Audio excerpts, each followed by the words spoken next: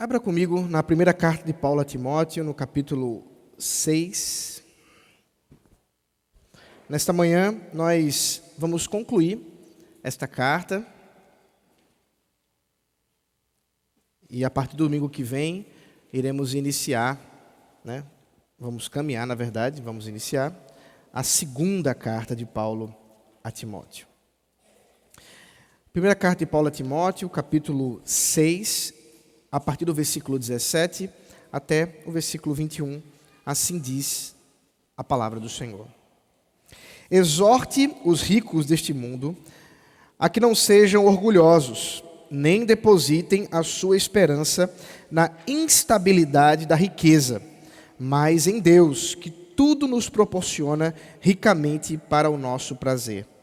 Que eles façam o bem, sejam ricos em boas obras, generosos em dar e prontos a repartir, ajuntando para si mesmos um tesouro que é sólido, fundamento para o futuro, a fim de tomarem posse da verdadeira vida.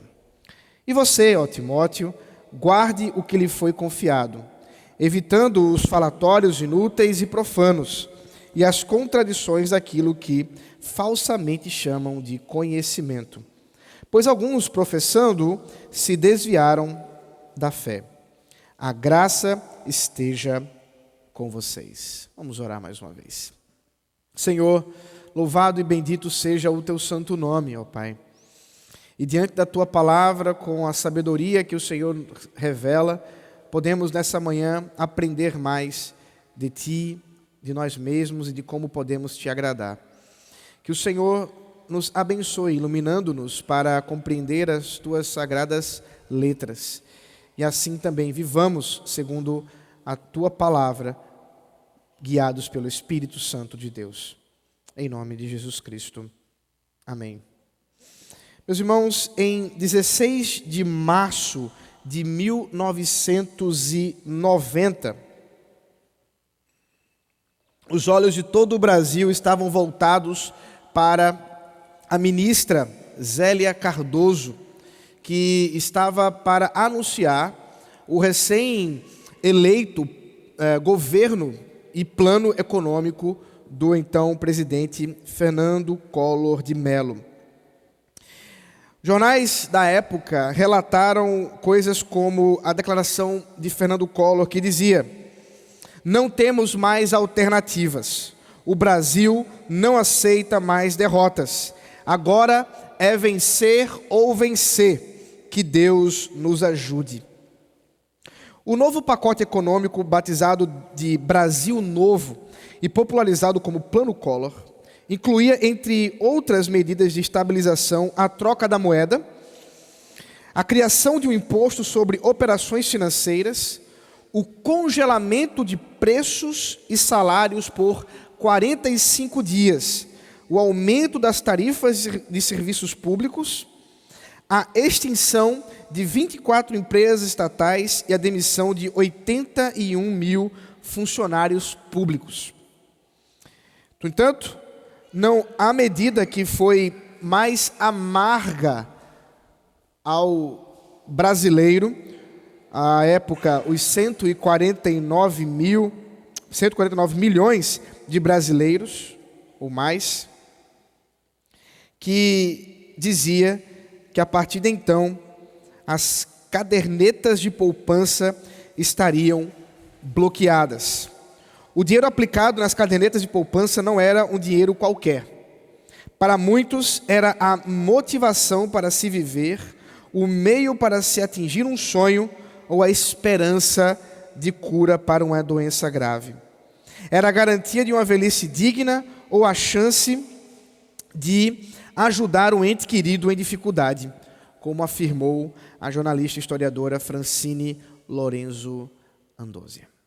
Para aqueles que viveram aquela época, sabem das consequências terríveis desse plano e de como muitas pessoas, após as notícias e nas sequências de suas consequências, terminaram morrendo, depressivas, alguns contra a própria vida tentaram e muitos infartaram, há, de fato, nenhuma pesquisa específica sobre esse assunto, mas é quase senso comum que você conheça alguém, algum familiar, algum amigo, alguma pessoa que tenha passado por uma situação de grande sofrimento por causa da amarga decisão do Ministério da Economia, do Plano Collor. Nós estamos diante do final desta carta de Paulo a Timóteo. E quase que como alguém que depois de ter lido a sua carta, Paulo parece que fez um PS, um pós-escrito. Parece que ele pensou, eu acho que eu não falei o suficiente sobre esse assunto, porque ele retoma alguma coisa que já havia tratado a respeito da relação do cristão com a riqueza. O problema da riqueza, o problema da confiança, do amor à riqueza. Só que dessa vez, de forma mais propositiva, de forma mais assertiva, Paulo propõe alguma forma de lidar com a riqueza para a glória de Deus. Como que alguém pode ser rico para a glória de Deus, considerando as tentações da riqueza.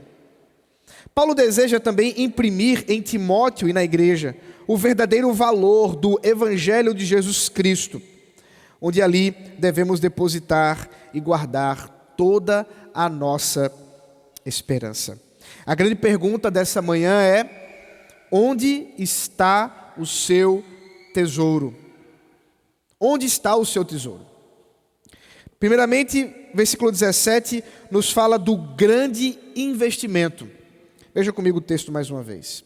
Exorte os ricos deste mundo a que não sejam orgulhosos, nem depositem a sua esperança na instabilidade da riqueza, mas em Deus, que tudo nos proporciona ricamente para o nosso prazer. Como eu já disse, o problema do dinheiro, o problema do amor ao dinheiro é assunto passado. Se você voltar um pouquinho o texto, verá ainda no capítulo 6, no versículo 10, o apóstolo Paulo dizendo: porque o amor ao dinheiro é a raiz de todos os males. Paulo já havia falado sobre isso, mas agora ele realmente trata com alguns contornos positivos essa problemática que assola muitas pessoas. Na verdade, para muitos, esse seria talvez o melhor dos problemas, especialmente aqueles que, ainda que não tenham recursos, estão voltados com os seus olhos para a ganância e para o dinheiro. Parece que muitos gostariam de ter o problema da riqueza, mas não percebem e não reconhecem o que está em jogo com relação a isso. E o que está em jogo nada mais é do que a própria salvação. O próprio Senhor Jesus Cristo, como já lemos, assevera com clareza que não há como você ter o seu coração voltado à riqueza e o coração voltado a Deus. Portanto, de fato, a riqueza ela se torna um grande problema quando ela rivaliza com o amor a Deus. E Paulo, portanto, deseja explicar essas questões e mostrar o que é um rico cristão. Será que eles existem? Do que se alimentam? Né? Onde vivem? Onde estão escondidos? Será que de fato quando as pessoas recebem, por causa do seu trabalho, de herança, ou que seja, recursos tamanhos que não precisam mais trabalhar? Essa é a ideia do texto. É uma riqueza tamanha que você parar agora, você continuará tendo a sua vida no mesmo padrão que você vive, sem precisar de um dia mais de trabalho. Ao que parece, há sim cristãos ricos. Estes, Paulo exorta porque precisam considerar o seu coração. Devem ser exortados a reconhecer que diante de tanta riqueza, de tantos recursos, de tantas facilidades, os seus corações devem estar voltados para a maior de todas as riquezas, o próprio Deus. Como já vimos, de fato, esse não é um assunto em que a Escritura está calada. A Bíblia trata sobre riqueza e seus perigos muitas e muitas vezes. É curioso, inclusive, pensar que haja ainda pessoas que acreditem que pode haver uma espécie de teologia da riqueza, da prosperidade, como se isso fosse de fato um marcador cristão. Como veremos mais à frente, isso não é verdade. Bom, primeiramente Paulo diz que eles devem cuidar do seu coração com relação ao orgulho. Não sejam orgulhosos, não depositem sua esperança no lucro. Como as crianças perceberam, nós também devemos perceber que a riqueza ela é uma grande fonte de orgulho. É natural para aqueles que detêm grandes recursos, que começam a adquirir grandes riquezas, que pensem estar em uma posição tamanha que são inatingíveis. Recentemente nós vimos várias situações como essas. Vez ou outra surge nos jornais alguém citando essa máxima: você sabe com quem você está falando, né? Vez ou outra a gente vê pessoas usando esse recurso tolo, orgulhoso, como se você pudesse de alguma forma, por meio da sua posição, do seu status, da sua riqueza, estar intocável. Teve o caso agora de um famoso ricão das nossas terras pernambucanas, aparentemente ligado a uma das famílias mais ricas do nosso estado, que é a família Brenan, que foi acusado de uma série de crimes de violência contra a mulher e, com os seus recursos, pôde fugir para as regiões mais distantes aqui do nosso mundo, né? Lá para as regiões do mundo árabe, onde ele estava ali escondido, mas agora preso, já está aí respondendo pelos seus crimes. Uma aparente ideia de que é intocável, porque tem recursos quase que ilimitados, né? Quase que podendo utilizar-se do que quiser, como se pudesse comprar todas as pessoas. Aí está o perigo do orgulho da riqueza. Parece que o dinheiro compra tudo. E isso é um grande engano.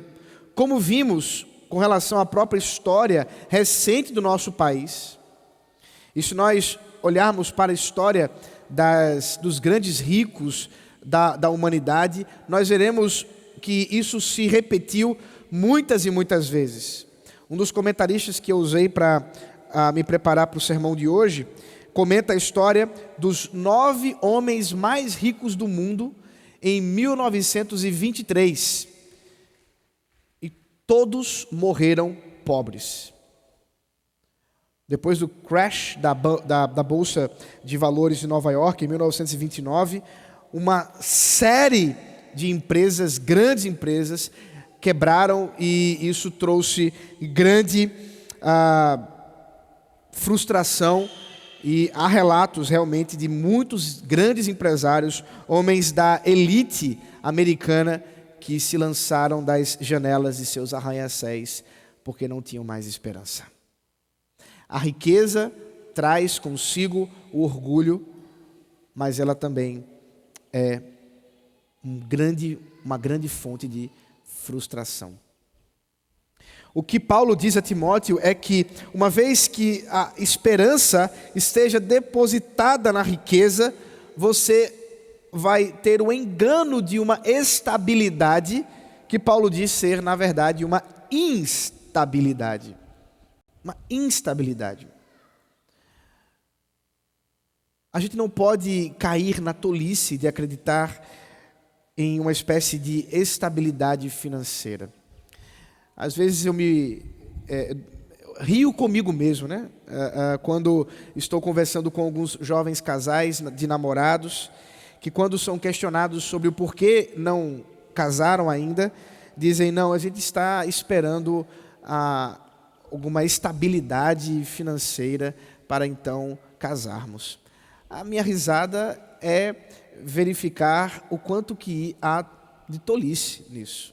Me recordo de alguns amigos que logo após que marcaram o casamento, tiveram situações como terem sido demitidos, outros que tiveram situações de saúde com os pais e que tiveram que gastar quase todos os recursos que esperavam ter para o início do casamento. Uma série de coisas que parece frustrar completamente os planos de uma estabilidade financeira. E, de fato, não podemos esperar isso. Quando nós estabelecemos certos critérios falsos para a nossa esperança, certamente estaremos diante de um potencial coração frustrado. Não tem jeito. Nosso coração estará frustrado porque a nossa esperança está no lugar errado. Por isso, quando o Senhor Jesus Cristo, no discurso do Sermão do Monte, ao questionar onde está o seu coração, Ele está falando de algo profundo da alma. Ele está realmente questionando algo lá de dentro do nosso coração, onde provém toda a nossa ação, toda a nossa vida. Não é à toa, portanto, que as exortações positivas que Paulo trará agora aos cristãos ricos são exortações também de uma consequência de como lidar com aquilo que o Senhor deu. E essa é uma consideração que precisamos observar. Tendo, portanto, exortado negativamente a não serem orgulhosos e não depositarem sua esperança no lucro, Paulo agora adverte a estes irmãos que o maior investimento que alguém pode fazer não é no tesouro direto, não é na bolsa de valores. O maior investimento que você pode fazer é confiar em Deus. É isso que ele diz ainda no versículo 17. Mas em Deus, falando da esperança, que tudo proporciona ricamente para o nosso prazer. É considerar que de fato todas as coisas vêm do Senhor. É considerar que a nossa vida não se dá por meio de uma relação de troca, de mérito, mas pela obra da graça de Deus e de como o Senhor Jesus Cristo, em sua obra maravilhosa, mediadora, como acabamos de ler no Catecismo Maior de Westminster, como isso se aplica a toda a nossa vida e a nossa visão do mundo. Ele nos proporciona ricamente o nosso prazer. É dele que vem o nosso prazer. Talvez uma das ilustrações mais curiosas, mitológicas, inclusive lendárias, que nós encontramos é a história de Midas, o rei que pediu para que o que quer que ele tocasse virasse ouro. A ganância de ser o homem mais rico e, portanto, transformar em ouro tudo aquilo que ele tocasse, fez com que ele também morresse. Porque uma vez que também precisava tocar nos alimentos para a sua própria nutrição, a destruição da sua vida foi a própria riqueza, foi a própria ganância. E esse é o grande engano das riquezas. E, portanto, quando direcionamos nosso coração para compreender que tudo vem do Senhor, que as coisas não se dão pelos nossos toques de ouro, mas sim pela graça do Senhor, em não nos enganarmos na tolice de um orgulho de alguém que acha que venceu na vida, porque tendo com o suor do seu rosto trabalhado e adquirido recursos, casas, carros, tendo alimentado seus filhos, uma boa escola, agora aposentado, ele diz: olha que beleza do que eu posso desfrutar das minhas riquezas, dos recursos que adquiri com as minhas mãos. E descobre no dia seguinte um câncer terminal. E descobre no dia seguinte uma doença demencial, para nem mesmo lembrar-se de si mesmo, quanto mais de suas riquezas. Meus irmãos, quando nós colocamos o nosso coração tolamente nos recursos dos méritos aparentes da nossa vida, nós perdemos de olhar da graça do Senhor. Olhar o que o Senhor tem nos oferecido e como o seu amor é maravilhoso.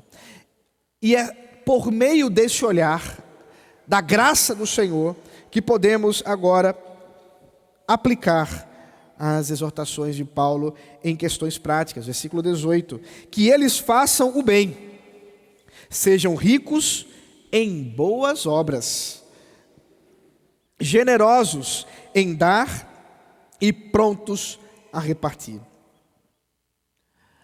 Aqui o apóstolo Paulo faz uma brincadeira, faz um jogo de palavras. Ele diz: o que de fato importa não é a riqueza deste mundo, mas a riqueza das boas obras. Uma vez que o maior investimento da nossa vida é a confiança em Cristo, a salvação em Cristo, e confiar, portanto, em Deus, é um investimento irrevogável, que não há plano econômico do governo que possa congelar a sua salvação. Uma vez que, de fato, aquilo que o Senhor nos entrega em Cristo não pode ser tomado, não pode ser destruído pelo tempo, pelas pragas. Podemos estar satisfeitos em Cristo de tamanha consideração, que o que nos proporcionará prazer não é o luxo, mas sim a generosidade. Aí, portanto, nós vemos como que a riqueza verdadeira, a marca da verdadeira riqueza em Cristo, não está na conta bancária, mas sim na disposição do coração em agir em conformidade com o Senhor, em conformidade com a sua vontade, em fazer o que Deus quer. Porque na verdade, meus irmãos, Deus não precisa do seu dinheiro. Deus não precisa dos recursos que você acredita que tem. Deus não precisa disso. O Deus que nós adoramos é um Deus que cuidou de um povo por 40 anos no deserto, onde lá não havia empresas de penhora, de empréstimo pessoal, onde eles tinham que viver no deserto com o que o deserto lhes oferecia: areia, calor e frio. E ninguém vive disso. Nós estamos falando de um Deus que traz recursos de onde quer que Ele queira, porque do nada Ele criou todas as coisas. Por que Ele precisaria dos seus recursos? Portanto, na verdade, a primeira coisa que aqueles que foram chamados pelo Senhor para a riqueza devem se comprometer não é com as suas finanças, mas antes com o seu coração diante do Senhor. É estar por inteiro entregue a Deus. Deus quer você inteiro e não o seu dinheiro. E não o seu dinheiro. Deus quer que o seu compromisso com Ele seja em todas as áreas da sua vida. Em tudo. Por isso que a riqueza de boas obras, de fazer o bem, é o chamado para todos os crentes, dentre eles aqueles que vivem de forma com recursos, ricos. Ricos em boas obras é o chamado do Senhor. Meus irmãos, tudo é do Senhor. Não nos enganemos. Às vezes eu pego no pé do pessoal, porque não gosto do termo que às vezes nós usamos para nos referirmos às contribuições financeiras aqui na igreja, como o ato de devolver a Deus o que é dele. Porque se somente aquilo que você vem depositar aqui é o que é de Deus, está complicado. O resto não é seu, não. E é isso que Paulo está dizendo aqui, que a riqueza que nós devemos ter é a riqueza de um coração totalmente comprometido com Deus e as suas boas obras, de modo que tudo é de Deus, tudo, todos os seus recursos, sejam eles recursos de serviço ao Senhor, de santidade ao Senhor, seus recursos ministeriais, seus dons, seus talentos, tudo é do Senhor. E muitas dessas coisas que o Senhor te deu, você usa para adquirir riquezas. Já pensou nisso?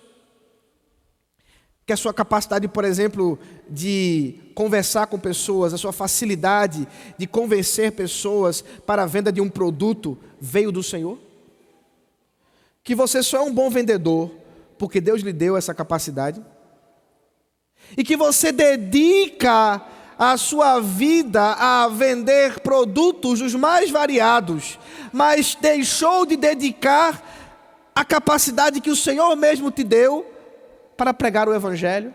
Não que você vá vendê-lo, mas usar a facilidade para dialogar com pessoas, para falar do Evangelho. Ou mesmo o seu compromisso no serviço aqui ministerial com a igreja. Meus irmãos, observe o ponto aqui. Vamos estender um pouco mais a coisa para compreendermos que o problema não está somente naqueles que têm recursos, a ponto de, como eu disse, deixando de trabalhar hoje, conseguem viver o resto da sua vida sem precisar diminuir o seu nível. Mas o materialismo, a ganância, ela pode estar presente em pessoas que têm uma conta bancária negativa também, que têm dívidas por aí, contanto que onde está o seu coração é simplesmente a ganância e o desejo de resolver o seu problema financeiro, quando sua vida não é rica de boas obras. Amados irmãos, o Senhor não precisa do seu dinheiro. O Senhor quer a sua vida. Tudo. Com Deus não há meio termo. Com Deus é tudo ou nada. Nós vimos isso. Não estou inventando absolutamente nenhuma teoria nova. O Senhor Jesus disse que não há como você agradar a dois senhores. Não há como você estar comprometido com os seus desejos, as suas esperanças, os seus compromissos, as suas agendas, tudo que envolve a sua vida está compromissada com um plano, com um projeto, quando Deus está de lado. Considerar que aquilo que você tem, que aquilo que, todas as capacidades que Deus lhe deu, são coisas que você deve dedicar ao Senhor. É algo que precisamos visitar hoje. Como está a sua conta bancária de boas obras?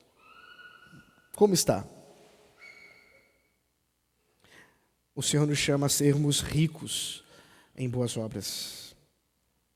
É sempre bom lembrar, não que elas nos salvem, mas porque fomos salvos pelas obras de Cristo, para que em Cristo façamos essas boas obras. A segunda coisa é que devemos também ter um coração generoso. Essa de fato é uma marca o primeiro século.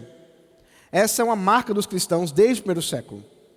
Nós temos inúmeros relatos, tanto em Atos dos Apóstolos, como também na história da igreja, de como que a igreja esteve sensibilizada àqueles que estavam em situações de pobreza, os órfãos, as viúvas, e de como que a igreja iniciou um trabalho de auxílio, de cuidado, para além daquilo que os pagãos conseguiam fazer.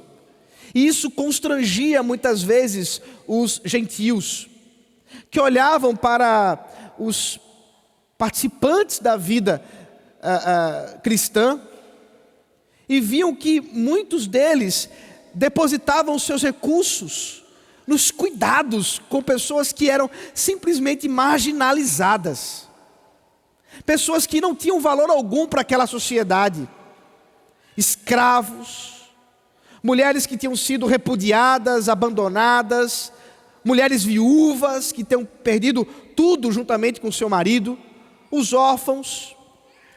Meus queridos irmãos, na história da humanidade, a presença da igreja fez uma revolução com relação à generosidade, aos cuidados com as pessoas que têm necessidades. Isso foi um grande testemunho Isso, inclusive, é algo contra ao que muitas vezes é dito por aí. Aqueles que já visitaram a universidade, certamente, se foi de humanas,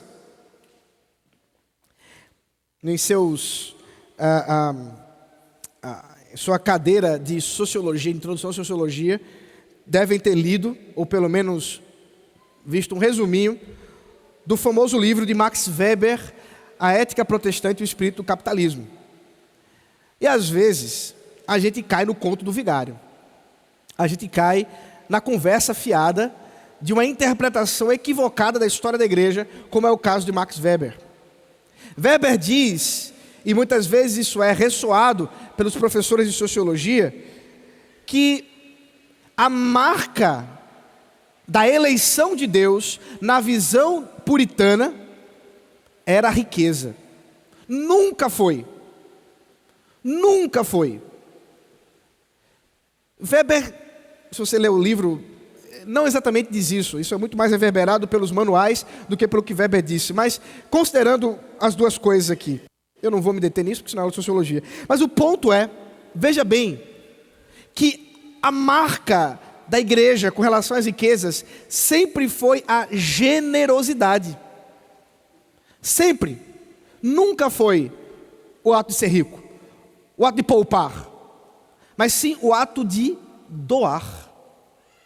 Isso está como um exemplo da fé em Cristo, de saber que uma vez que essas coisas que se amontoam não carecem de eternidade, nós temos responsabilidades uns com os outros. É isso que Paulo diz, versículo 19. Porque uma vez que nós repartirmos o que temos, uma vez que temos esse compromisso de repartir, de compartilhar, veja o que diz Paulo: ajuntando para si mesmos um tesouro que é sólido fundamento para o futuro. Observe, ao doar, aquele que doa recebe de Deus tesouro sólido, de sólido fundamento. Observe que o que Paulo está falando aqui é que um compromisso com a generosidade é um compromisso da verdadeira vida cristã.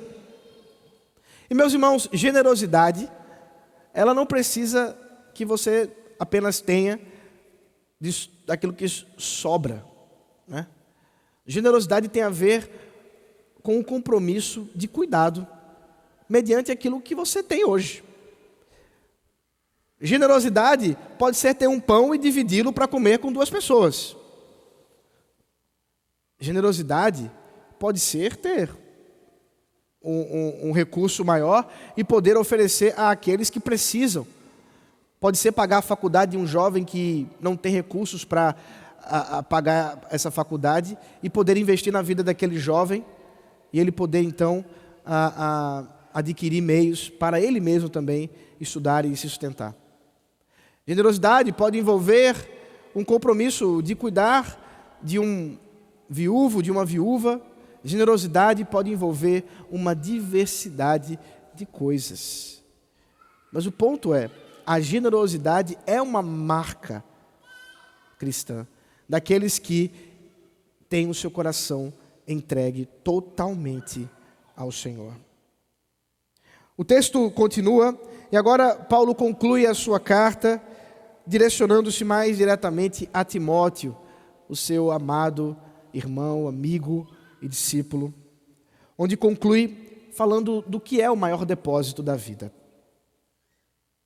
E você, ó Timóteo, guarde o que lhe foi confiado. Versículo 20. Evitando os falatórios inúteis e profanos, e as contradições daquilo que falsamente chamam de conhecimento, pois alguns, professando, se desviaram da fé. Paulo continua o tema ainda da riqueza, mas agora ele fala da riqueza que Timóteo recebeu. Não a riqueza material, mas a riqueza da graça de Deus, do Evangelho.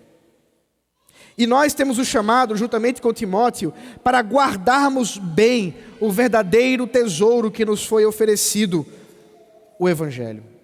Aqui, o que Paulo diz a Timóteo é de fato a compreensão da doutrina verdadeira, em sabermos que aquilo que nos foi dado, o conhecimento de Cristo, aquilo que nos foi dado, sabemos que Ele é o nosso mediador, Deus homem, sabemos que nele temos a redenção eterna, que Ele foi chamado de Jesus, porque veio para nos salvar, para perdoar os nossos pecados, foi chamado de Cristo, porque é aquele que foi ungido do Senhor, para cumprir os seus 3 ofícios, sacerdote, profeta e rei, tudo para a glória de Deus, o nosso chamado em comprometer-nos com o Evangelho, foi nos dado, aí está o grande depósito. E é muito curioso que uma das formas de guardar o bom depósito é escolher as nossas lutas. Paulo diz, olha, não fica perdendo teu tempo com discussões tolas, com pessoas que só vêm trazer amargor, só vêm trazer dúvida, só vem trazer crítica, mas não edificam. Não se coloque numa situação de falatórios inúteis e profanos. Eu me lembro de uma cena do livro e também do filme do Senhor dos Anéis, quando o grande feiticeiro Gandalf, o branco, já tendo passado pelas lutas com o Balrog lá de Megloth, esqueci o nome do cara, nem lembro o nome do cara. Ele vai se encontrar com o rei de Rohan. E lá, numa conversa com o rei de Rohan, aparece o conselheiro do rei. E ele é conhecido como língua de cobra. E enquanto o língua de cobra começa a falar coisas peçonhentas, tem uma frase, eu até escrevi aqui. Eu não passei pela morte e fogo para trocar palavras com um irracional. Maravilhoso. Tem horas que você precisa dizer isso para algumas pessoas. Olha, eu não recebi do Senhor o seu santo evangelho para ficar trocando palavras com pessoas que não querem ouvir, que só querem trazer falso ensino, um conhecimento, como eles chamavam, uma gnosis, que nada tem a ver com o Evangelho. Então preste bem atenção aqui, Timóteo precisava saber disso como pastor. Veja, Timóteo era pastor, e pastor tem que ouvir muita coisa, viu gente? Timóteo tem que dar atenção, pastores têm que dar atenção a muitas coisas que são ditas e com paciência ouvir e ajudar irmãos. Mas tem horas que a gente precisa dizer, olha, eu não vou te ouvir mais. Eu não posso gastar o tempo que eu tenho gastado com você, tentando te mostrar alguma coisa que você não quer ouvir mais. Que tudo que você tem para dizer é peçonhento, é venenoso. É algo que não está trazendo bem nem a você, e muito menos a mim. Minha experiência pastoral, eu já passei por situações como essas, em que realmente precisei dizer, olha, chegou o meu limite. E meus irmãos, minha esposa sabe, o meu limite, ele é bastante estendido. Depois de 15 encontros, 20 encontros com uma pessoa, e simplesmente ela insiste num ponto, numa falsa situação, onde simplesmente não há quem a convença, é hora de parar. Bem, eu estou falando de mim, né? Você pode ter menos paciência que eu. É hora de parar. Não se gaste com falatórios inúteis. Cuidado com quem você anda dando ouvidos. Cuidado. Se essa pessoa, tudo que traz a conversa lhe faz mal, talvez seja a hora de se afastar. Tem um momento em que você confronta, tem um momento em que você prega da palavra, mas tem um momento em que você precisa dizer: ok, chegou o limite, não vou gastar mais tempo com isso. Porque, diz Paulo, alguns, por estarem dando ouvidos às línguas de cobra por aí, se afastaram da doutrina sadia da palavra do Senhor. Alguns terminaram se desviando na fé. O apóstolo Paulo conclui com uma simples declaração de desejo do coração: a graça esteja com vocês. Curioso isso. É uma carta a Timóteo. Por que ele disse a vocês? Porque essa carta não foi escrita somente a Timóteo, meus irmãos. E é isso que vimos até hoje. Vimos que esta carta foi escrita à igreja de Cristo. Que aquilo que está aqui a Timóteo está para todos nós, guardadas as devidas proporções, em seu ambiente, do contexto, mas sabendo que todo o ensino da palavra do Senhor é para a nossa edificação. E o desejo de Paulo é o desejo que devemos manifestar em nossa vida. A graça do Senhor está conosco. É por isso, amados irmãos, que quando nós pastores, estamos no momento de conclusão do culto, fazemos como o apóstolo Paulo fazia em suas cartas, dizendo que a graça do Senhor, o amor de Deus, o nosso Pai, a comunhão e a consolação do Espírito Santo estejam com vocês. É um desejo da parte do pastor. Inclusive, eu já expliquei isso várias vezes aqui. Isso não é uma oração. Curioso isso. Assim como não é uma oração que Paulo está falando aqui. É um desejo do pastor que a graça de Deus esteja com a igreja. Quase que como algo da parte do Senhor dado aos pastores, para que abençoem o seu povo, à semelhança das intercessões sacerdotais do Antigo Testamento, guardadas as devidas proporções, as bênçãos agora que os pastores rogam ao Senhor que derrame a vida da igreja.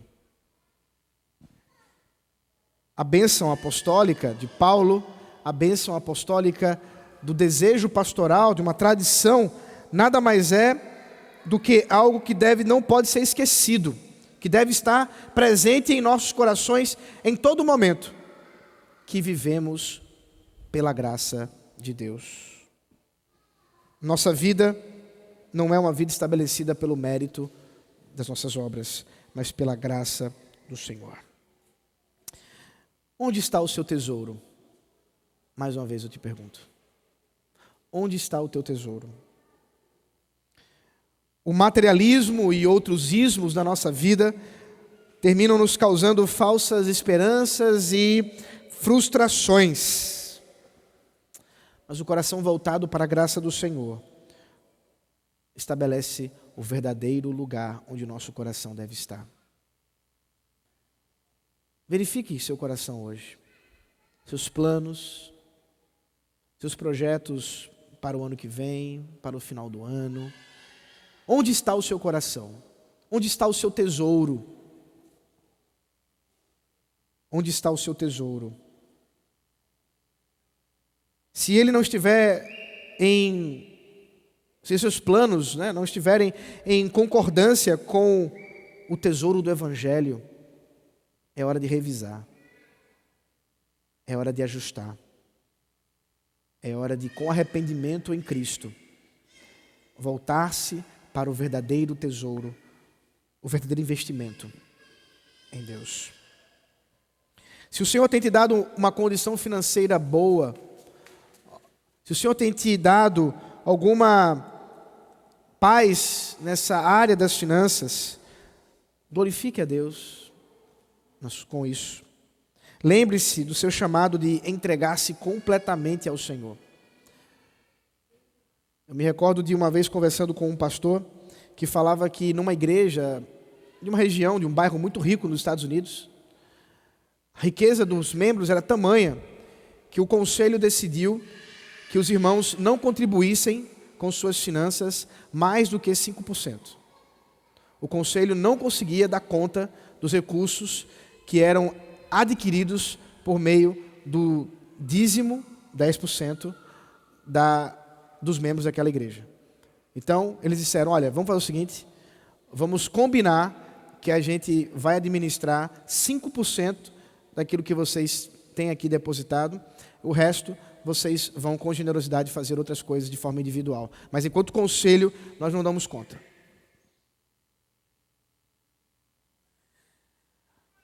Para estes, era muito fácil. Dá 10, dá 5, dá 15. Mas o ponto nunca é a porcentagem do que você está oferecendo ao Senhor. O ponto, na verdade, oferecendo de riquezas ao Senhor. O ponto sempre é a porcentagem da sua vida que você está dando ao Senhor. É nesse sentido que a gente tem que lembrar que o verdadeiro sacrifício de louvor a Deus não é uma oferta, um cordeiro, um carneiro, um boi, como acontecia no antigo Israel. Romanos capítulo 12 nos mostra que o verdadeiro sacrifício de louvor é o corpo inteiro, é a vida inteira. Deus te quer por inteiro. Não é apenas uma parte da sua vida. Portanto, tudo o que você faz deve estar ligado às boas obras do Senhor, onde quer que você esteja. É claro também que devemos ser chamados a, com generosidade, a entregarmos os nossos recursos financeiros, a fim de que sejam administrados pela igreja com os objetivos estabelecidos pela palavra. O cuidado diaconal, o sustento daqueles que se afadigam da palavra de Deus. Todas essas coisas que estão associadas à vida da igreja. Mas isso não é tudo. É muito mais que você precisa dar ao Senhor, com generosidade, toda a sua vida. Assim, meus irmãos, Paulo conclui, e o Espírito Santo nos chama a confiar na sua palavra. Dando voz, dando vez à palavra de Deus, o Espírito Santo de Deus, e assim, vivendo em sua graça maravilhosa, como força para a nossa vida. Oremos. Senhor, louvado e agradecido seja o teu santo nome. Bendito tu és, e nós te louvamos, ó Pai, pela tua graça maravilhosa que nos atingiu, qual hoje nós podemos, com gratidão e louvor, te adorar em culto, em assembleia aqui, nesta manhã. Que o Senhor, em sua bondade, sua graça maravilhosa, também direcione nosso coração para termos o depósito verdadeiro do Evangelho e depositarmos o nosso coração ali, sabendo que o Evangelho não pode ser mudado, a traça não corrói e o nosso coração pode assim se alegrar no Senhor. Cuida, Senhor, da tua igreja. Cuida, Senhor, dos recursos do teu povo. Se é da tua vontade, dá a eles condições financeiras, riquezas, mas não para que se frustrem, não para que tenham apenas um luxo perene, mas antes possam, ó Deus, com generosidade, dedicar-se aos outros. Em nome de Jesus Cristo. Amém.